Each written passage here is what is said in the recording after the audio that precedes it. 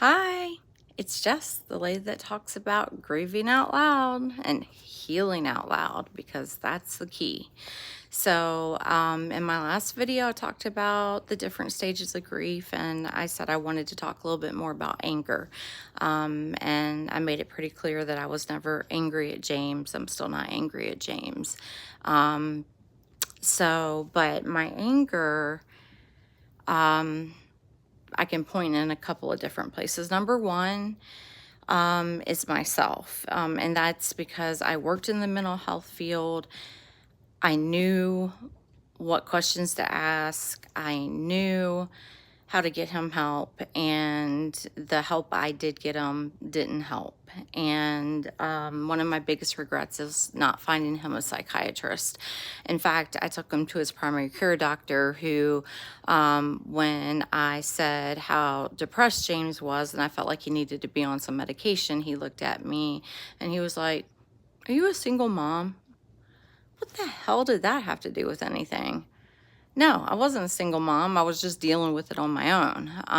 My late husband, because he passed 6 months after James, just kind of had a fix your face, man up kind of attitude about my son's depression, which did not help him. And I do have anger about that.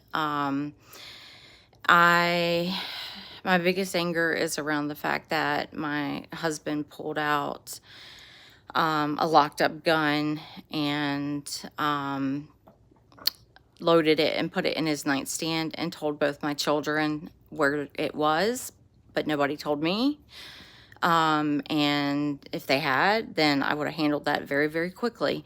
But I did not ever, in the 6 months between when James died and my late husband died, I never expressed the anger at my husband because he was going through enough. He was punishing himself enough for what had happened. And but I carry anger about that because if he had taken James's depression seriously, he never would have brought that gun out. You don't want to help somebody that's depressed by giving them a magic way to go do it. I do carry anger about that. I've really had to work through that over time.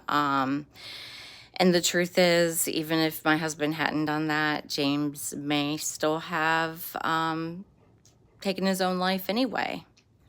And I can talk a little bit more about that as well.